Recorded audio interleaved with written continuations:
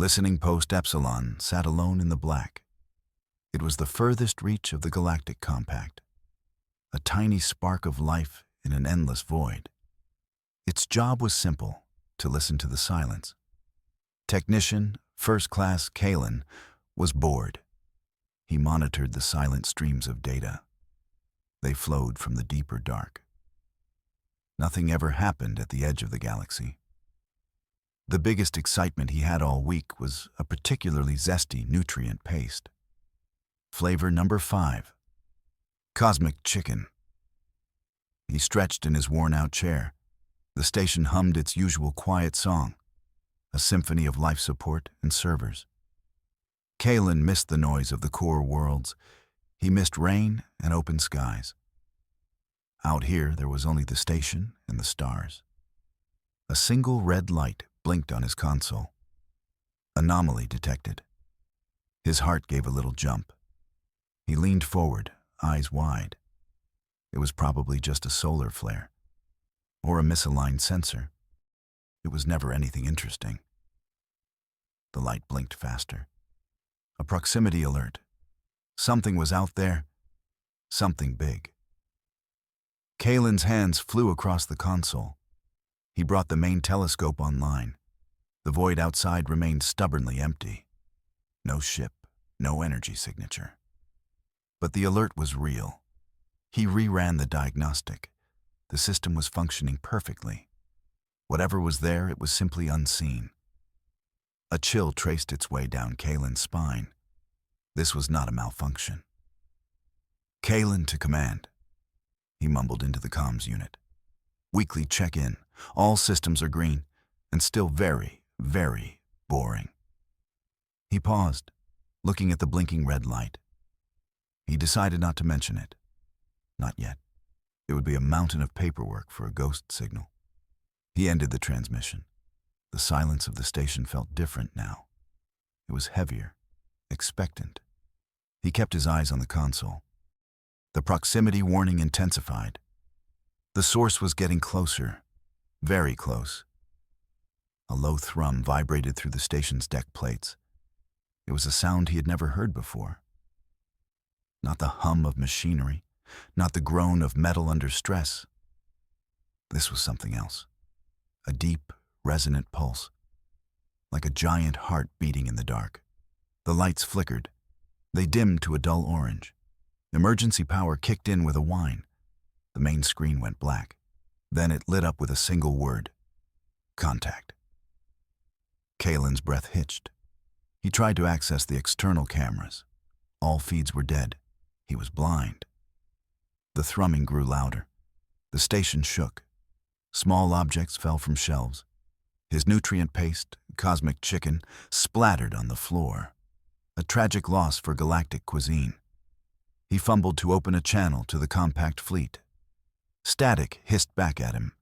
Every channel was dead. He was completely cut off. Alone. The thrumming stopped. An absolute silence descended. It was more terrifying than the noise.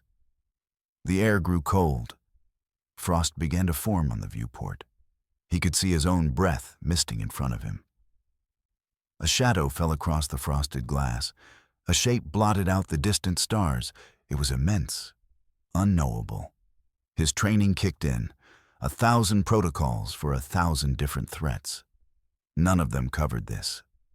He scrambled to activate the station's final measure, the memory core purge. If the station fell, its data would not. A new sound started, a soft, scraping noise. It came from the outer hull. It sounded like claws on metal. Then a whisper echoed through the station's internal comms. A voice that was not a voice. It was a thought, a presence, forced directly into his mind. It was ancient, full of hunger. It spoke a single word, a word that was not from any known language. But Kalen understood it. He understood it with perfect, soul-crushing clarity. The word was more. His fingers froze above the console. The whisper was inside him now. It explored his memories, his fears. He saw his home on Cygnus X1. He saw his family. The whisper seemed to savor these images. Then it moved on, looking for something else. The station groaned, a final, terrible sound of metal tearing. Then the whisper focused on him. It had found what it was searching for. Not him, but the path he represented. The path back to the galaxy. The path to everything. With his last ounce of will, he slammed his hand down. The memory core purge activated. A high-pitched tone filled the air. Then the whisper screamed in his mind, a sound of pure rage and frustration. The last thing Kalen ever heard, the final transmission from listening post Epsilon, was not the scream. The compact filters would have flagged that. It was just a tiny fragment of the whisper, a single, chilling echo. And then, only silence. The Galactic compact met on the Citadel, a star-born jewel of polished chrome and light. It spun majestically in the orbit of a neutron star, a monument to 1,000 years of peace. A peace bought by trade and treaties. High Chancellor Thrax addressed the assembly. He was a Zelosian, tall and insectoid. His voice was a series of clicks and whistles, perfectly translated by the small device on his throat. He projected an aura of calm control. The loss of Epsilon Station is a tragedy, he began. His multifaceted eyes swept across the chamber. It was filled with delegates from 100 worlds. We mourn the loss of Technician Kalen. A murmur of polite agreement went through the crowd. Losing a listening post was rare, but not unheard of. The Outer Rim was a wild, untamed place, full of pirates and smugglers. Our expert analysts have reviewed the final transmission, Thrax continued. They found a corrupted data fragment, a meaningless whisper. The conclusion is clear. He paused for dramatic effect. This was the work of pirates. Ambassador Relia of the Lyran Commonwealth rose to speak. She was feline in appearance, graceful and sharp. Her people were known for their intuition. They were also known for being a pain in the Chancellor's backside. Chancellor, she said, her voice smooth as silk. Pirates do not leave whispers. They leave demands. They take hostages. They do not make a station disappear without a trace. Thrax's antennae twitched in annoyance. Ambassador, your flair for the dramatic is noted. However, our best minds have studied this. They assure me it was a new pirate faction, perhaps using some novel jamming technology. Or it was not pirates at all, Relia countered. Her golden eyes were fixed on the Chancellor. Listening post Epsilon was our eye on the great void. Now we are blind. Does that not concern you? The compact is not blind, Thrax said, his voice sharp. We have 1,000 other eyes. We have the finest fleet in the galaxy, a fleet that has kept the peace for a millennium. He looked around the chamber. We will not be moved by shadows and whispers. A few delegates nodded in agreement. The compact's power was absolute. Their technology was unmatched. Why should they fear a few rogue pirates? It was like an ocean fearing a single drop of rain. The vote was called. The motion was to increase patrols in the Outer Rim, to hunt down these new pirates. It passed almost unanimously. Only Ambassador Relia and a few of her allies voted against it. She sat down, her tail lashing in frustration. She knew this was a mistake. Her people had a saying: never ignore the first rustle in the grass. The compact had just ignored a roar. They were too comfortable, too complacent. They had forgotten what a real threat looked like. After the session, a young aide approached her, a nervous bird-like creature from a minor world. Ambassador, he chirped. a message for you. From Viridian Prime. Rilia took the data slate. Viridian Prime was a small agrarian world, a peaceful planet in her own sector, known for its beautiful landscapes and simple people. They rarely contacted the Citadel for anything. She read the message. Her blood ran cold. The message was a frantic distress call. It spoke of ships appearing in their sky, dark, jagged ships that absorbed the light. They were not pirates. They were something else entirely. Something new. The message ended with a plea for help. The connection had been lost moments later. Rilia looked up from the slate. Her eyes met the aide's. He saw the fear in them. And for the first time, he felt it too. The rustle in the grass had become a scream. Viridian Prime was a paradise. Rolling green hills met oceans of impossible blue. The air was clean. The people were gentle farmers. They lived in harmony with their world. They had never known war. That peace was shattered in an instant. The sky turned dark, not with clouds, but with ships. Dozens of them. They were shaped like cruel blades of obsidian. They hung in the sky like silent promises of death.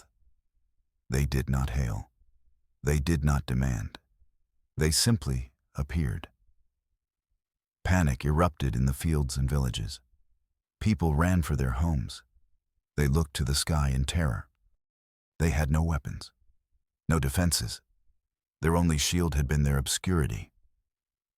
Now, that shield was gone. The first beam struck the capital city. It was not an explosion of fire and light. It was a beam of utter silence. A green lance of energy stabbed down from the lead ship. Where it touched, everything turned to dust. Buildings, people, the very ground itself. The city was gone in seconds, wiped from the face of the planet. There was no rubble, no crater, just a perfectly smooth circle of gray dust. It was as if the city had never existed. The silence was more profound than any explosion. Then the smaller ships descended. They looked like insects, all sharp angles and spindly legs. They landed in the green fields. Ramps lowered, and the invaders emerged. They were not soldiers in armor. They were nightmares given form. Tall, skeletal creatures with too many limbs. Their bodies were a fusion of flesh and metal. Their faces were blank masks of bone. A single red eye glowed in the center of each mask. They moved with a terrifying, fluid grace. They carried long, staff-like weapons. From these weapons, they fired the same green energy. It did not kill. It unmade a farmer and his family, running for cover. Touched by the beam, they simply dissolved into a cloud of gray particles. A frantic distress call went out. It was a cry of pure, unadulterated terror. It reached the Lyran Commonwealth fleet. It reached Ambassador Rylia on the Citadel. It was a scream in the dark, a plea for anyone to help. The people of Viridian Prime fought back. They had only farming tools and hunting rifles. It was hopeless. The invaders were relentless. They moved from village to village. They were not conquering. They were harvesting. They collected the gray dust. Giant, automated machines sucked it up into storage containers. They also took organic matter, trees, animals, anything that lived. They processed it all with cold, mechanical efficiency. One farmer, a man named Alien, watched from a hidden cave. He saw his world being consumed. He saw his friends and neighbors turn to dust. He held his young daughter close. He tried to shield her from the horror. But there was no escape. The invaders were not just taking resources. They were taking life itself. They were feeding on the planet's very essence. He saw one of the skeletal creatures stop. It turned its head. Its single red eye seemed to look right at him, right into his cave. Elian knew it was over. He had sent his own message, a desperate prayer to the stars, a recording of what was happening, a warning to the galaxy. He hoped someone would hear it. He hoped his world's death would not be in vain. The creature raised its weapon. Elian hugged his daughter. He closed his eyes. He thought of his wife, lost in the first attack. He thought of the green hills of his home. And then there was only silence and dust. On the Citadel, Ambassador Rilia played Elian's recording for the Council. They saw the dark ships. They saw the skeletal invaders. They saw a world being erased. The chamber was silent. The arrogance was gone, replaced by a cold, creeping fear. This was not piracy. This was not a border dispute. This was extinction, and it was coming for them all. Chancellor Thrax's face was pale. His antennae drooped. He had been wrong, horribly wrong. The galaxy was not safe. It had not been safe for some time. The age of peace was over. The Citadel was in chaos. Fear was a poison spreading through the heart of the galaxy. The confident declarations of the Chancellor were now ash in his mouth. The feed from Viridian Prime had shown them the truth. This new enemy was a force of nature, a swarm that consumed worlds. In the deepest levels of the Citadel lies the Grand Archives, a place of dust and forgotten knowledge. Here, an old archivist named Xenon worked. He was of the Keeper race, a species with near-perfect memory. They were the galaxy's living historians. Xenon was ancient, even for a Keeper. His skin was like wrinkled parchment. His eyes were dim, but his mind was as sharp as ever. He had seen empires rise and fall. He had seen plagues and supernovas, but he had never seen fear like this. Ambassador Rilia had come to him. She was desperate. "Is there anything?" she had asked. "Anything in all our history? A weapon? A strategy? A species that has faced such a foe?" Xenon had been searching for 3 days straight. He sifted through trillions of data files. He cross-referenced battle reports from forgotten wars. He found nothing. Every race in the compact had fought for territory, for resources, for ideology. None had ever fought a pure force of consumption. He was about to give up, to tell the ambassador that hope was lost. Then he felt a faint tickle in his memory, a ghost of a thought, a file that was not a file, a record that was sealed, a name that was forbidden. His long, thin fingers danced across an old console. Not a new light screen model, but a physical interface. He accessed the deepest, most secure part of the archive, the part that was offline, shielded from the Galactic network. He entered a series of codes that had not been used in 10,000 years. A heavy vault door hissed open. It revealed a single, isolated server. It was dark red, the color of dried blood. There was one file on it. The file was locked, encrypted with a key that was supposedly destroyed. But Xenon was a Keeper, and Keepers forget nothing. The key was a phrase from a dead language, a warning. "Let sleeping gods lie." He spoke the phrase. The file opened. It contained a single word, a name, humanity. Xenon's breath caught in his chest. He knew the name. All Keepers did. It was a legend, a horror story told to young Keepers to scare them.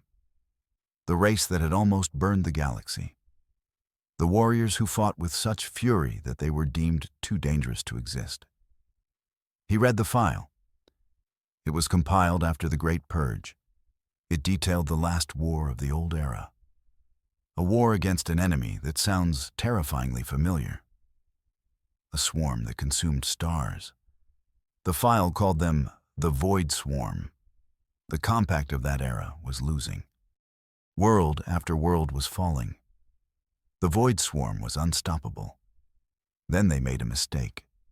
They consumed a small, insignificant world on the edge of the galaxy. A world called Earth.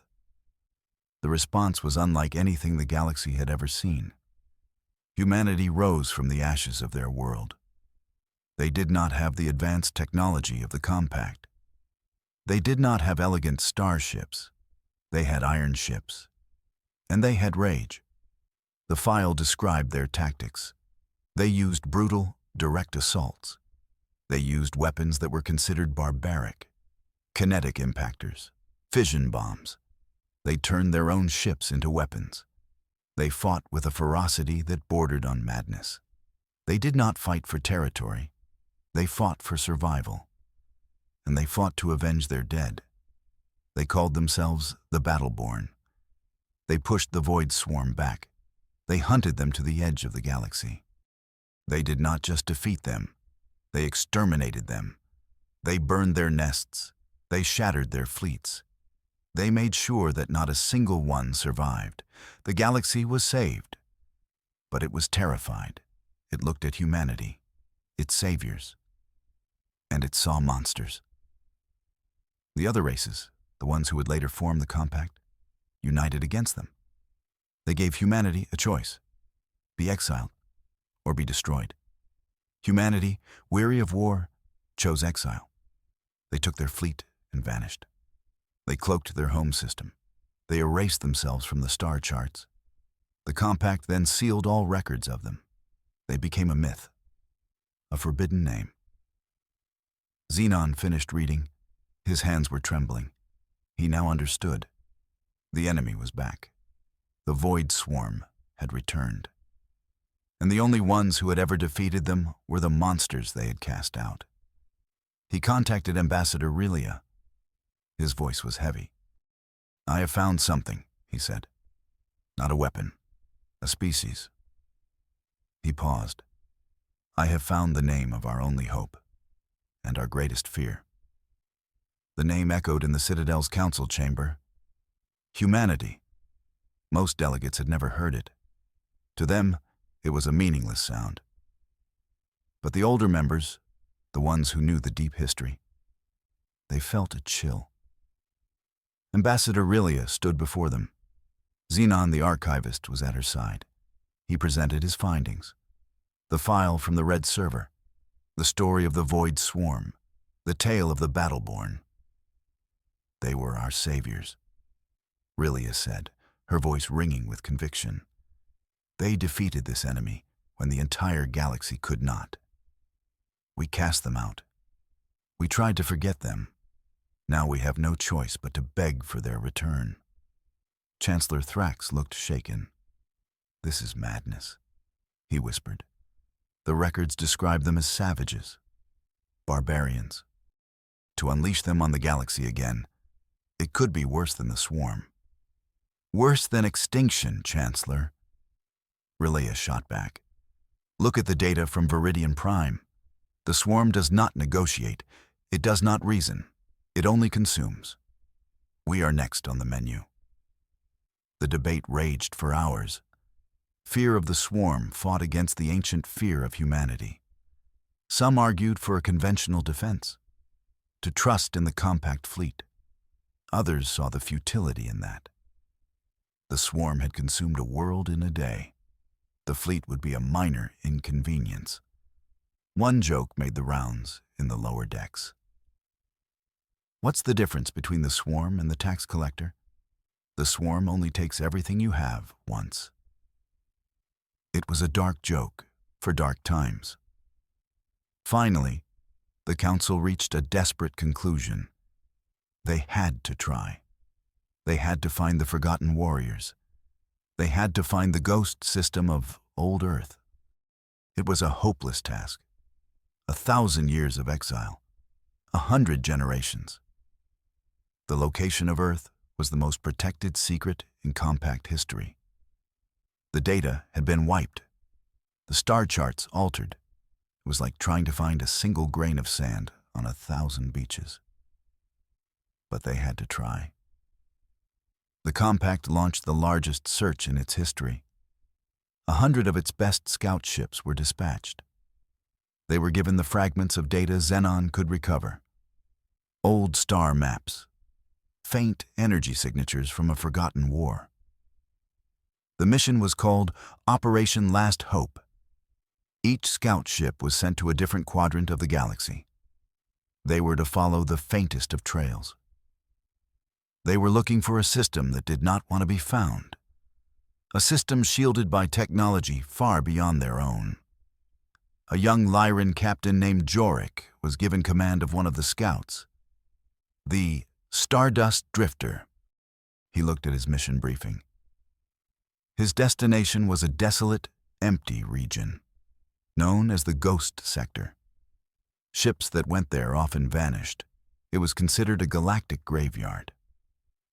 "So we're looking for ghosts," his first mate said, a large, furry creature from a world of ice.